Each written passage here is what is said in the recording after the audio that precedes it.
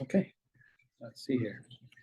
So what I am looking at today is going over and delving into the intricate interplay between Ayurveda, which is known as the science of life, and the multifaceted nervous system here. So on this exploration, we'll navigate through all these realms of the sympathetic and the parasympathetic systems. And we'll discuss more about what these are and why they're incredibly important in creating a sense of equanimity, wholeness, a calmness within ourselves. And we'll see the profound influence that this has upon our well-being. So we'll look into the entire labyrinth of the brain, the prefrontal cortex, the amygdala. And to some people, these may sound like bigger words here, but they're very quite simple. And once we're educated with the role this all has within ourselves, we're able to make much more well-informed decisions.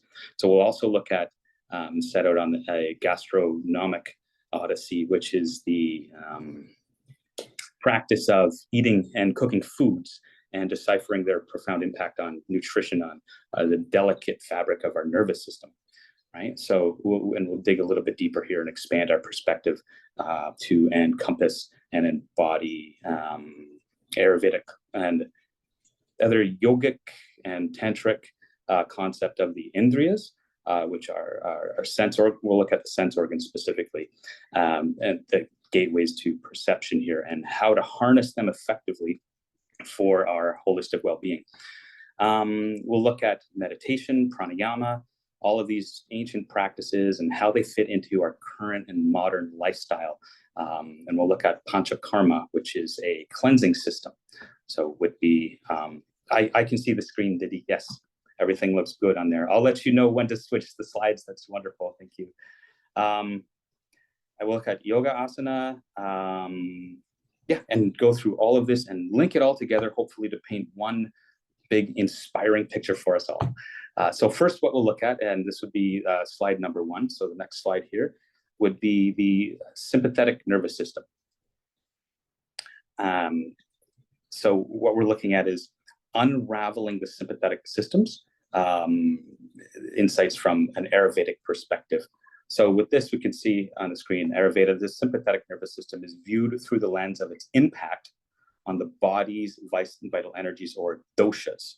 So doshas are our individual constitution, something that we are born with, which is in ourselves. This is our constitution, the pitta, vata, kapha, right? Or a combination of said doshas. So it governs our fight or flight response. This also could bring in our fight, flight, fawn, or freeze response. This really influences the vata dosha primarily here. So balancing the system is crucial for our overall health and well-being and harmonizing our mind, body, and spirit.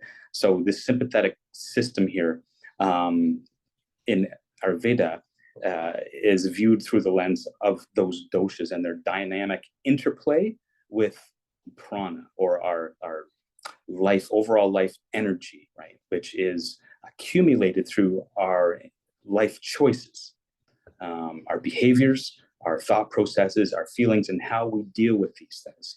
So understanding the Ayurvedic perspective on that sympathetic nervous system, it really can provide a profound insight into maintaining balance and harmony in that mind-body complex. So the physiological functions of the sympathetic nervous system is that it regulates a myriad of physiological functions that are essential for survival. So I know a lot of us have heard of that, fight or flight, right? So this includes our heart rate, our blood pressure, our respiration, our metabolism, right? So during times of stress or a perceived threat, it doesn't necessarily even have to be a threat. It can be a perceived threat, right? The sympathetic nervous system really orchestrates a cascade of responses which prepare the body for action, and it diverts resources away from non-essential functions to those that are crucial or vital for survival. So this can even happen in situations where we're perceiving a threat and there's really not a threat. We could perceive a threat due to our past experiences, maybe things through childhood or through complex post-traumatic stress disorder, CPTSD or PTSD, suffering from anxiety, depression. All of these ailments really can skew our view of a situation and being able to see it more realistically and more objectively. Instead, we are coloring it with our past emotional experiences, which are way heavy on us. So in Ayurveda, the sympathetic nervous system, it's really, really intricately linked to the doshas and their influence on our bodily functions. So the imbalances in vata, pitta, and kapha can really manifest as disturbances, right, here. And it can lead to symptoms such as anxiety, insomnia, palpitations, digestive issues, right? So as an Ayurvedic practitioner, my role with individuals is to assess the individual constitution, right? Find the underlying imbalances and tailor a treatment which is suitable to that individual and is unique to that individual, right? And we are aiming to restore equilibrium to the sympathetic nervous system. So imbalances and symptoms that we can see here, like excessive activation of the sympathetic nervous system, can lead to a wide range of health problems here, like hypertension, insomnia, digestive disorders, autoimmune conditions, and some things I mentioned just previously. So conversely, though, chronic suppression of the sympathetic nervous system can result in fatigue, depression, and this immune dysfunction. So these are some of the signs we typically see with individuals who are suffering from that sympathetic nervous system suppression. We see chronic fatigue as one of the main and primary indicators here. Depression is also something that we can see, but that is really going to be fitted more to the individual. We will see fatigue, though. That will be something that comes up quite frequently here. So some therapeutic interventions here, excuse me, which we can look at is to balance this sympathetic nervous system, right? So we look at a holistic approach that addresses the root causes of imbalance while nurturing the body's innate healing capacity, right? So practices like meditation, pranayama or breath work, yogasana, panchakarma, these really, and more, we'll talk about more here too, they really serve as these powerful tools to restore harmony within the nervous system. So we also, dietary modifications, herbal formulations, and stress reduction techniques and plans to put in place played very crucial roles in supporting that sympathetic nervous system health, right? So like I said, there's this intricate dance between our doshas, this pitta, vata, and kapha. And this dance dictates the equilibrium of our being. So when that pitta, that really fiery pitta, or that airy and etheric vata, or that very grounded, earthy kapha become imbalanced, the sympathetic nervous system, our fight or flight response, it will bear the brunt of this, right? So, but within that Ayurvedic practice, there's some keys which can help restore harmony to that vital system. And it's always tailored to the unique constitution of each individual. So rather than there just being a blanket approach, a one size fits all, take this pill and it'll assist you. No, we look at tailoring a unique approach to each individual. So next, what I want to look at here, next slide is the parasympathetic system here. So that would be, So the parasympathetic system, it serves as the body's rest and digest. So it's the counterpart to the sympathetic system here. So it promotes relaxation, digestion, and restoration. So in Ayurveda, the parasympathetic nervous system is intricately linked to the concept of doshas as well. It's linked to Agni, which is our digestive fire, something which is called Ojas, which is our vital essence, I guess we could say. So what we'll look at here is exploring that parasympathetic system and help to shed some light on its functions, imbalances, and therapeutic interventions for cultivating and developing our well-being and vitality here. So that parasympathetic system, right? That rest, relaxation, the rejuvenation, that counterbalance to stress, and that stress response is orchestrated within this system. So some the physiological functions, we'll look at that, of the parasympathetic nervous system. It governs such a wide range of physiological functions that are just absolutely essential for the restorative process, including digestion, our immune function, hormone regulation, our sleep, the circadian cycles, right? So the activation of this, the parasympathetic nervous system, promotes relaxation and enhances our nutrient absorption, right? So the more we are in that parasympathetic state, the better our body is going to be functioning for absorbing nutrients, because it's not just about what we eat, right? It's about how our body absorbs these nutrients. So absorption within my practice, I often say to individuals, we look at it in two ways. It's the food that we are digesting and absorbing, but it's also the information that we're digesting and absorbing through our sense organs, and intentionally, consciously absorbing information in such a way to fit with the higher ideological values which we're developing throughout our life, which fosters and brings upon a deeper sense of wellness and, like I said, equanimity, that calmness in the face of adversity. We really want to develop this within ourselves. It's quite important for all facets of our life. So here, the doshas, they can disrupt the functioning of the parasympathetic nervous system here, and it leads to symptoms like indigestion, fatigue, weakened immunity, and emotional instability. So, so imbalances and symptoms we can see here would be dysregulation. It can manifest as a whole range of health issues: digestive orders, immune dysfunction, insomnia, mood disturbances. So excessive activation here, though, it could really result in sluggish digestion, lethargy, mental fog, while chronic suppression can lead to anxiety, insomnia, and metabolic imbalances here. So within Ayurveda, we emphasize the overall importance of nurturing balance within and through lifestyle modifications, dietary adjustments, herbal remedies, and holistic therapies. So it's very similar approaches that we'll do with a lot of these. So some Ayurvedic interventions that are aimed at supporting these and address the root imbalance while bolstering the body's innate healing capacity here.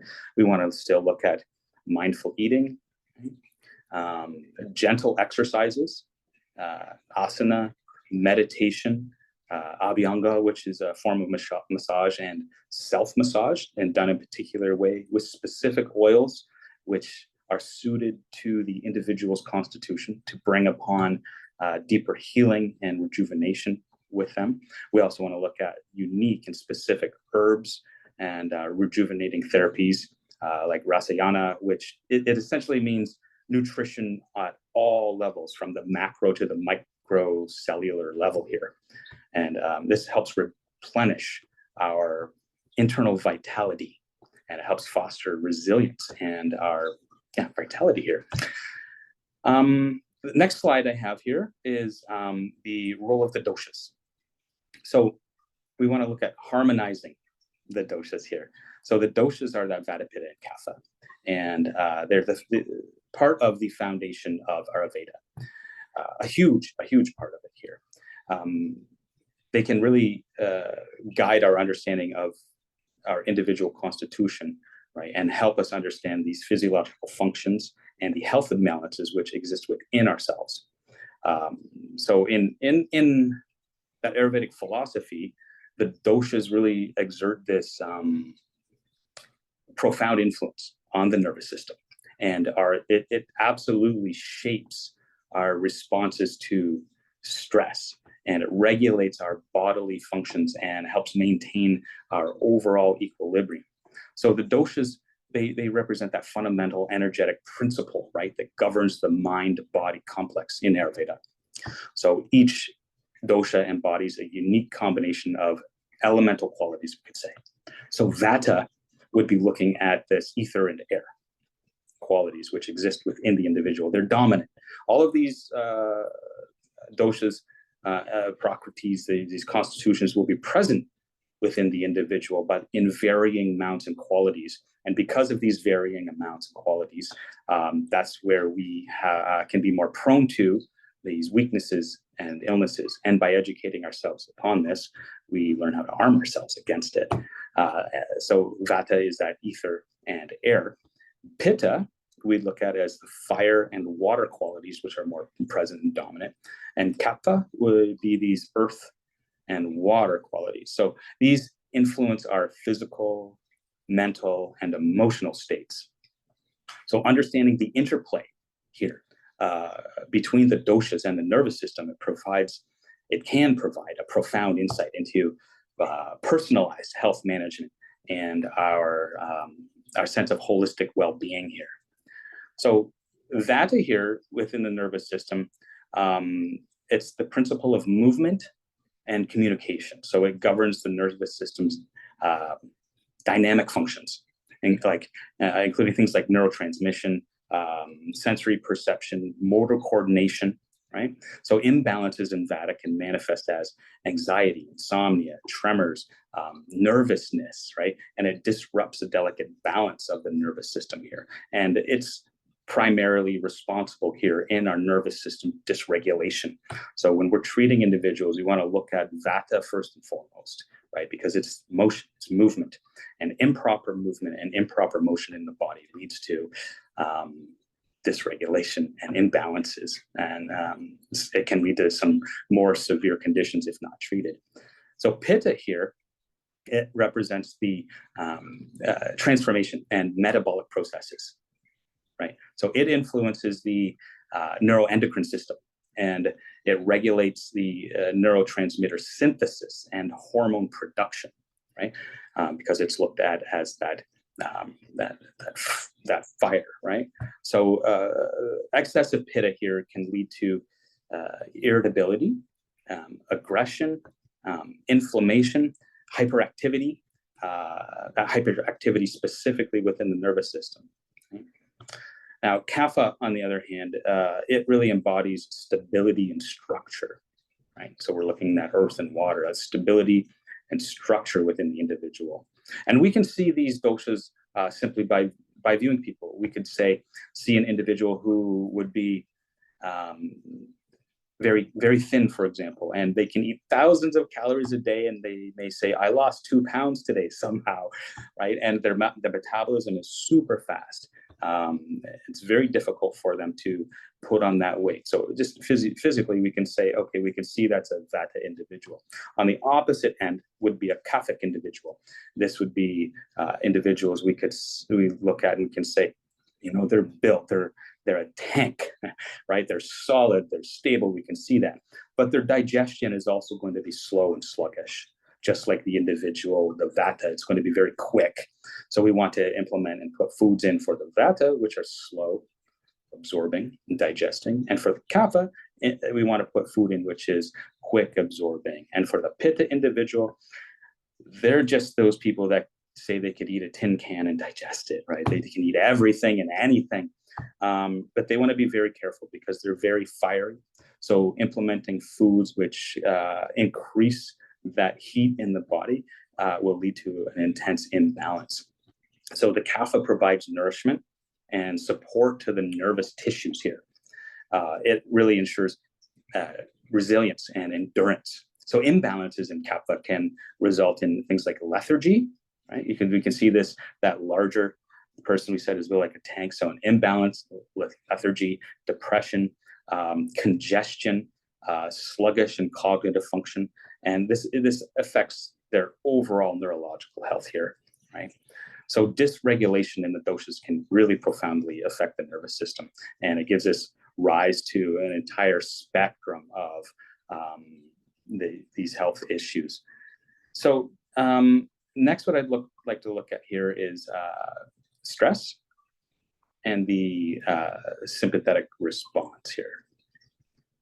And that would be the next slide. Yeah, so in Ayurveda, stress disrupts the dosha balance and primarily affecting the Vata and Pitta dosha and exacerbating the sympathetic responses. So chronic stress weakens the nervous system, manifesting as anxiety, insomnia, digestive issues. Ayurvedic practices like meditation, yoga, and herbal remedies aim to restore this dosha equilibrium, soothes the nervous system, and cultivates resilience against stressors, fostering holistic wellness. So stress here, we can see it's become this ubiquitous presence in modern life, right? So many people are experiencing stress. It exerts this profound impact on our physical, our mental, and our emotional well-being. Right? So the sympathetic nervous system here, it serves as the body's primary responder to stress. It orchestrates this cascade of physiological changes to prepare for action. So here, I'd like to explore the intricate relationship between stress and the sympathetic responses. So stress permeates every aspect of our modern existence. We can see that everywhere throughout the world, through our family lives, our jobs, our careers, and they'll be in varying degrees, but stress is something that we will see come up in our lives, and we see it in other individuals' lives, right? So it's part of the human condition that we see currently in our world. It exists. It affects individuals of all ages, right? About backgrounds, all walks of life. We're not immune to it, right? No group is really immune to this. So the sympathetic nervous system, that fight or flight response, it plays this central role here in the body's adaptive response to stressors, and it mobilizes resources to confront or evade these perceived threats, right? So understanding the physiological and psychological underpinnings of stress here and the sympathetic response, I feel is really crucial for developing effective strategies for stress management and holistic healing. So when we're faced with a stressor, whether it's physical, psychological, or environmental, right? The sympathetic nervous system, it initiates a series of physiological changes aimed at enhancing survival chances. And this could be something that's very small and almost imperceptible to something that, is we can feel within our entire body altering, right? So these changes include increased heart rate, our elevated blood pressure, enhanced respiration, a heightened sense of alertness, and it prepares the body for a sense of immediate action, right?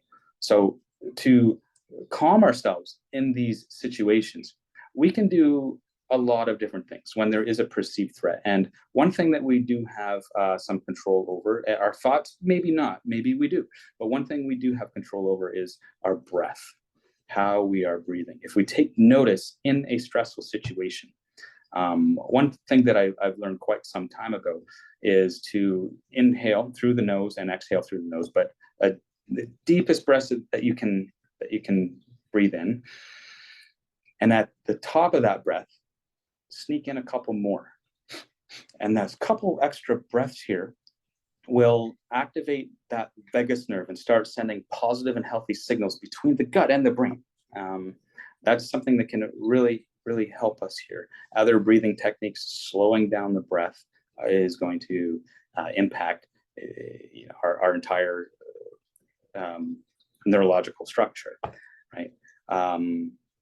Yeah, we'll talk about some other things and how to balance it a little bit more as well. For now, we'll go on to slide 5. which is diet and digestion. So diet, as we could see from the last presenter, that was so well done, so nice. Our diet plays a profound role in shaping now not only our physical health, but our mental and emotional well-being. So the digestive system, it serves as one of the primary gateways through which nutrients are absorbed and assimilated. And this influences the entire balance and spectrum of these neurotransmitters, hormones, and immune factors that modulate the nervous system. So I'm sure you've all heard the saying, like, you are what you eat, right? So this holds very true in the context of modern science. We see this mounting evidence, which suggests that dietary choices, they profoundly impact neurological health and function. So the digestive system, which at one point it was referred to as the second brain, right? It communicates bidirectionally. It means it's taking place in two usually opposite directions, right? So up and down. So with the central nervous system influencing our nerve cognition and behavior here, right? So that's one of the directions. So understanding the interplay between diet, digestion, and nervous system balance here, it's essential for promoting that holistic well-being and vitality. So that the foods that we consume, they absolutely serve as the building blocks for neurotransmitters, hormones, and other biochemical messengers that regulate nervous system function. So nutrient-dense whole foods, they provide the necessary vitamins, minerals, antioxidants, phytonutrients that support optimal neurological health. So whereas things like processed foods, refined sugars, artificial additives, they can disrupt the neurotransmitter balance and contribute to inflammation, oxidative stress, and say neurodegeneration, right? So additionally, the gut microbiota, it's comprised of trillions of microorganisms, as we heard in the last seminar, and I think it's nice to drive that point home. And this really plays a crucial role in digestion, nutrient absorption, and immune function, right? So it further influences the nervous system's balance. And we have consequences of poor diet and digestive health on the nervous system function too. So they can have far-reaching consequences for nervous system health and function. So poor dietary choices, like such as excessive consumption of, say, this means excessive consumption of refined carbohydrates, saturated fats, processed foods. It can contribute to insulin resistance, right? Systemic inflammation. These things they're just a couple risk factors of neurological disorders that are present here, like Alzheimer's disease, Parkinson's, mood disorders, right? So additionally, digestive disorders like IBS, or irritable bowel syndrome, leaky gut syndrome, dysbiosis, they can impair nutrient absorption, disrupt the gut-brain communication, and they can really exacerbate symptoms of anxiety, depression, and cognitive dysfunction here. So achieving our optimal nervous system balance through diet and digestion, it really requires a holistic approach to that encompasses mindful eating. And we want these nutrient-dense foods. We want all of this digestive support and gut-friendly lifestyle practices. So emphasizing whole food, plant-based diet rich in fruits, vegetables, whole grains, legumes, nuts, seeds, right? All of these things, they provide an abundant amount of vitamins and minerals and fiber and antioxidants that nourish the nervous system and support that digestive health. So Additionally, we want to have things in our diet like probiotic-rich foods, fermented foods, prebiotic fibers, ready to help cultivate a diverse and resilient gut microbiome. And this can enhance that nutrient absorption and immune function, which leads to that greater sense of equanimity, right? The calmness, that inner sense of still, it's much easier for us. Our body is doing the healthy work it needs to do. So it gives the rest of ourselves, right, time to focus on that which we are deeming is important for us to develop. When our body's out of balance, a lot of time and energy is spent in trying to maintain that homeostasis, and it's very difficult. And because of that, because of our body constantly attempting, and our mind constantly attempting to remain in that state of equilibrium, right? We have less time to focus on the things that we need to focus on. Yeah. So the next slide here, slide 6, is the role of the prefrontal cortex here. So the prefrontal cortex is the seat of our executive function and higher cognitive processes. And this plays this pivotal role in regulating our stress responses, modulating our emotions, promoting resilience in the face of adversity, right?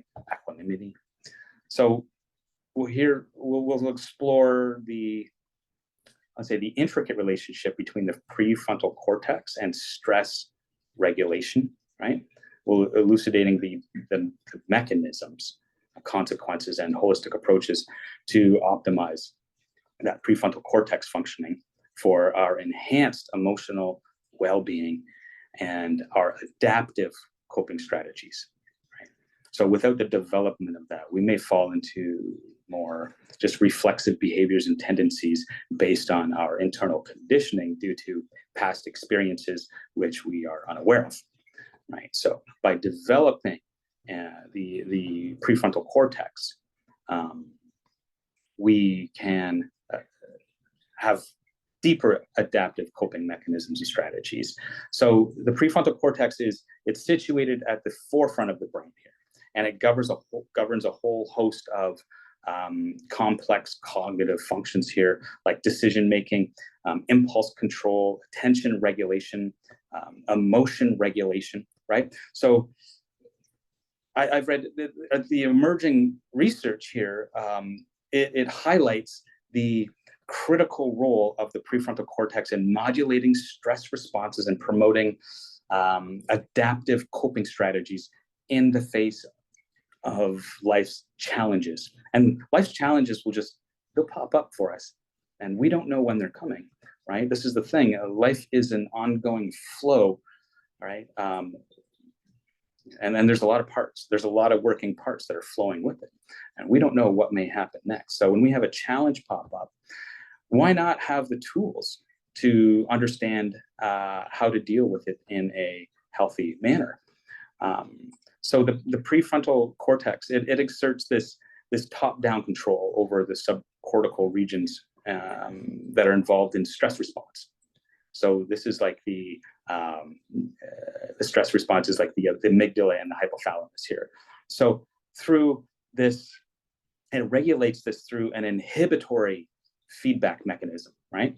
So by regulating the activities of these regions, the prefrontal cortex, it modulates emotional reactivity, fear extinction, and this and cognitive appraisal of stressors, right? And it promotes adaptive responses, preventing excessive activation of the stress response system. So it also it plays a key role in engaging coping strategies, problem solving, cognitive reappraisal techniques that mitigate the impact of stress on mental and physical health. So when we find ourselves not being able to reason, we're in an emotional state, things are difficult for us, we're most likely in that sense, that amygdala, and things become difficult. So some things we can do for ourselves is we can do little things like tap our fingers, alternate tapping our fingers, right? It just adds kind of almost like it's a puzzle. We can count by odd numbers in our mind. We can move through different thoughts and techniques and strategies to help us come out of the amygdala into that prefrontal cortex, so we have better decision-making abilities, and therefore we can approach life with much more balance and holistic sense there. I'm going to move a little quicker through here, as I have a few more slides, and I think I've only got a little bit more time. Next, I'll look at the role of the amygdala here. So the amygdala as well it's a complex structure, right? So it's nestled deep within the brain's limbic system, right? So it serves as a key orchestrator here of emotional responses, fear processing, and stress modulation. So we can see how it has a pivotal role in shaping our emotional landscape, and it regulates our stress responses and influences our psychological well-being. So by understanding this, we gain valuable insight into fostering emotional resilience, and we can mitigate these stress-related disorders, and we can promote a holistic well-being within ourselves, right? So the amygdala really stands as a sentinel of emotion in the human brain. So it integrates sensory information, memory, and visceral responses. So things that are occurring throughout the entire body, and they evoke emotional states and initiate adaptive behaviors. So if we're always living within that state of the amygdala, we're always living in a fear-based state, of fight or flight, or we find ourselves frequently in that, it's going to be fairly difficult. We're going to develop a mindset perspective which propagates the difficulties which we've succumbed to, which have been imposed upon us through our lives, we have dealt with. So this intricate network of nuclei and connections here with cortical and subcortical regions, right? It really gives us the ability to modulate stress response. So we learn how to regulate fear by understanding it properly. So by understanding the neurobiological underpinnings of the amygdala, it gives us this profound insight into fostering a deep sense of well-being, and that has a ripple effect into our entire world, our internal landscape and our external landscape. So it plays a real central role in processing emotional stimuli here, right? So the consequence of dysfunction of the amygdala and stress regulation, whether due to genetic predispositions or our early life experiences or chronic stress exposure, right? That is something that we can also go through.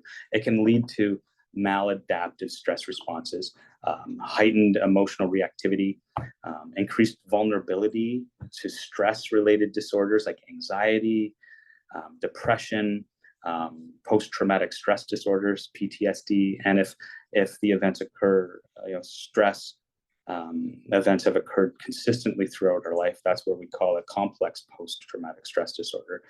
The CPTSD is an ongoing stressors which have occurred throughout our life, and we develop unhealthy coping mechanisms to deal with those.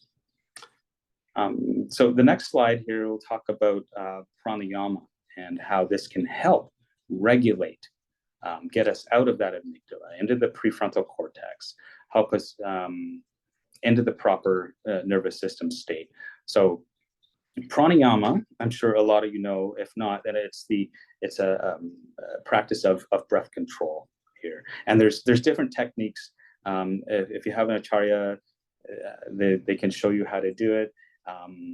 It's something that it really serves as a powerful tool for regulating the nervous system. It fosters relaxation, promotes holistic well-being here as well. Excuse me. And so breath is really life's most fundamental rhythm. Okay, so it serves as a bridge between mind, body, and You can say Atman, our soul or spirit, however you want to look at this. So in the yogic tradition, or in tantric or Vedic, pranayama harnesses the power of breath to harmonize the flow of prana, or this life energy. And it balances the nervous system, and it assists, really greatly assists with, say, awakening higher states of consciousness here when done through intentional manipulation of the breath, right? Pranayama offers a direct pathway to regulating the autonomic nervous system, right? So this governs the essential bodily functions and emotional responses.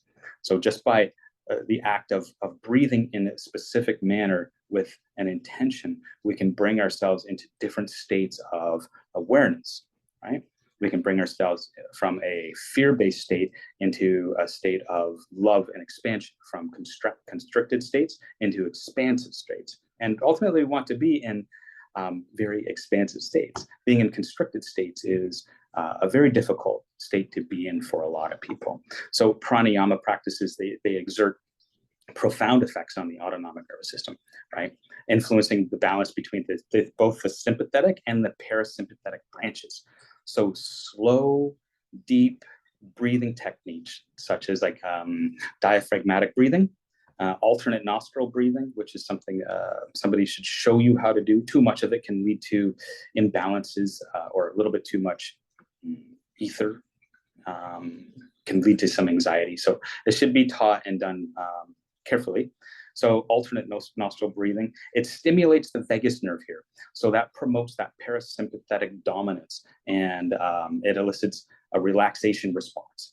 So by lengthening the exhalation phase, this pranayama practices activate the parasympathetic nervous system. It lowers the heart rate, reduces blood pressure, and it induces a sense of calmness and tranquility. So what I mean by that is, let's say you're breathing in through your nose, excuse me, for the count of 6, for example. So 1. When we're breathing out, we want to breathe slower. Try to do it for the count of 12. If that's too much, you just find out what works for you. But the whole practice of breathing out at a slower rate than the breath in will promote this in the body, right? That we, as human beings, this is how we function at this state of our evolution. And these are amazing tools which can be used. So the regular practice of pranayama here, it confers a multitude of benefits for nervous system health and our overall well-being. So by modulating the stress response here, pranayama, it helps mitigate the detrimental effects of chronic stress on physical and mental health, and it reduces symptoms of anxiety, depression, all of these stress-related disorders. And moreover, it enhances our cognitive function, our memory retention, our concentration.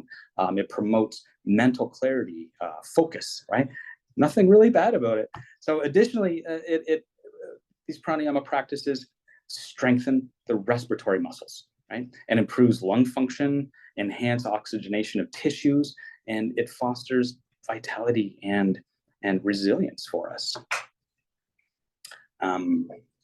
Yeah, so next I'd like to lead into next slide here on meditation.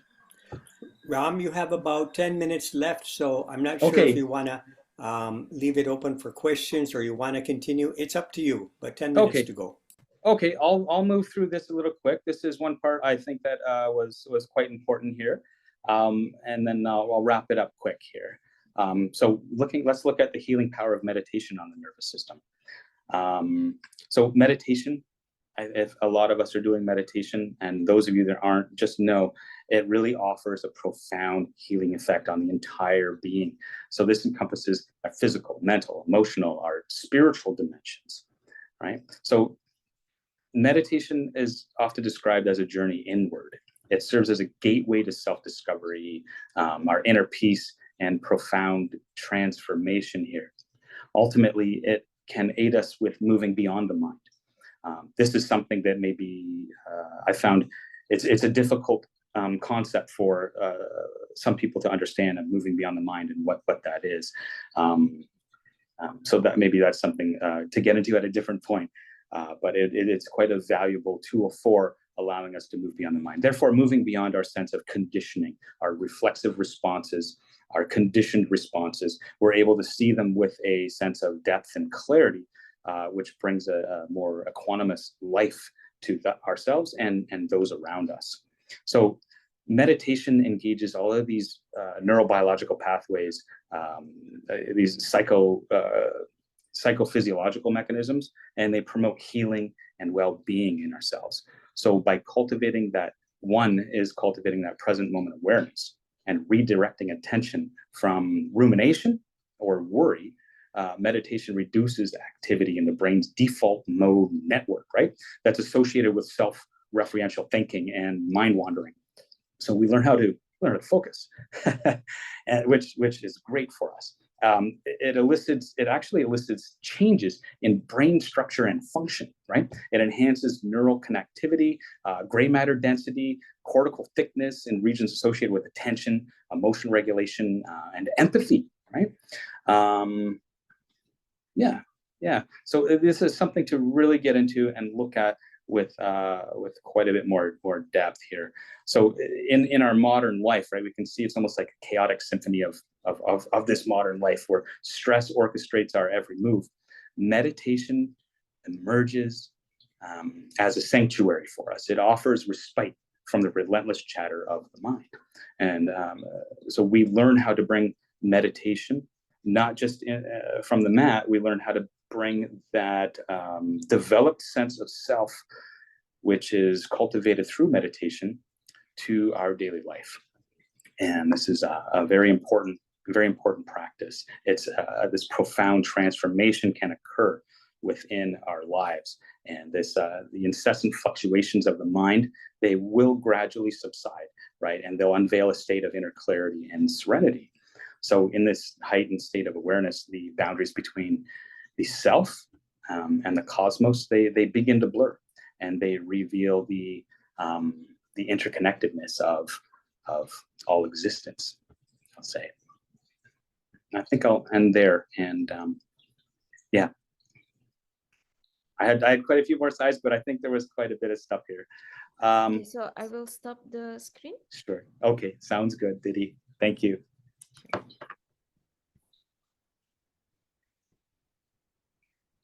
There's a question in the chat, Ram. It's fantastic. You have so much information. It's really, really, really inspiring. Thank you. We're just bound by a time fact. Yes, absolutely. Absolutely. Yeah. Okay.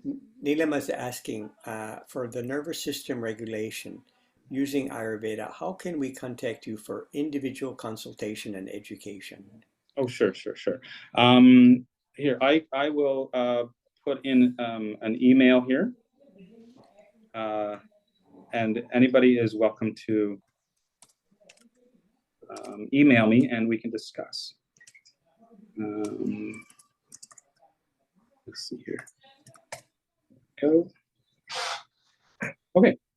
We see that fatigue and hypertension both go hand in hand. Yes. Also, absolutely. like insomnia and immune is suppressed. Yes. How can one have both excessive activation, also suppression at the same time? Well, that's quite a difficult thing. So our attention at that point, our attention is going to be going quickly between the two. Okay, so how the mind functions is that it's functioning and focusing on one thing at a time. Now, we may think that we are doing things like multitasking or moving between or within two separate states simultaneously, but we're not. We can't do that. So we have to recognize how the mind is functioning. And when we're just starting off, we want to see how the body is responding. So these visceral sensations are the thing that most likely a lot of us are used to. So maybe we have a high anxiety, our heart rate is excessive, or we find we're ruminating, right?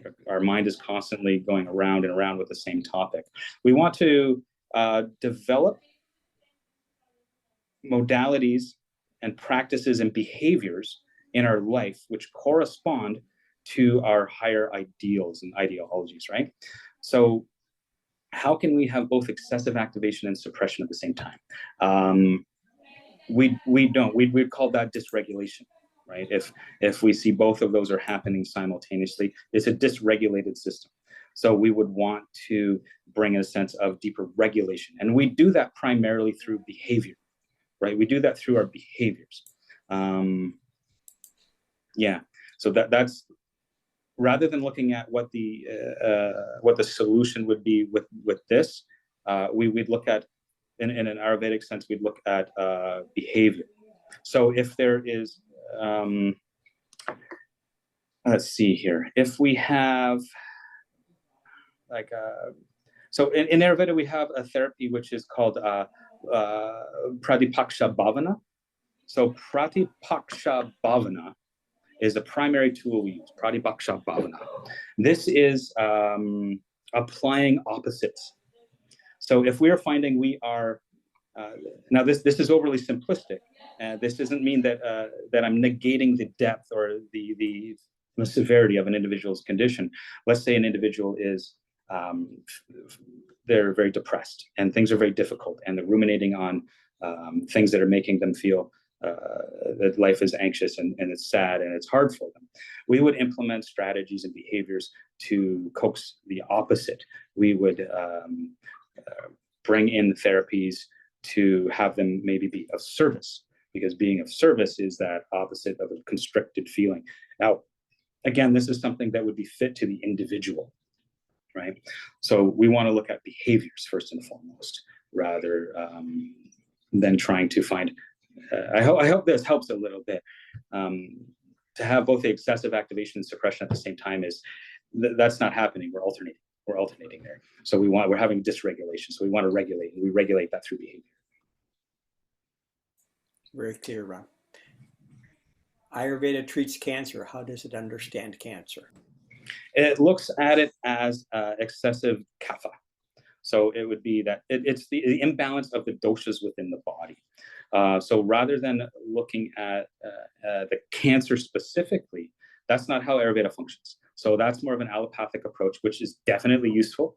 It's absolutely helpful, and it's saved so many people. Ayurveda's approach is different, though.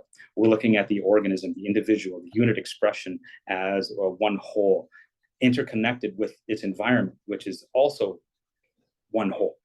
So we look at the individual, and we start modifying, again, behaviors, nutrition, perspective, right? All of these things which contribute to having a more holistic and equanimous life and lifestyle. So we're looking at lifestyle changes, deep lifestyle changes, which typically begin with perspective, right? Without a shift in perspective, we'll continue with the same behaviors. And by continuing the same behaviors, that's the same actions, the same foods, we eventually get into the same poor habits. So we don't look at it like how the allopathic medicine does. So how do we understand it is the mutation of the cells due to their the buildup of ama, or toxins within the body. So this ama, it's going to manifest illness or disease within each individual in a different and a unique manner, because we're unique expressions of this cosmos.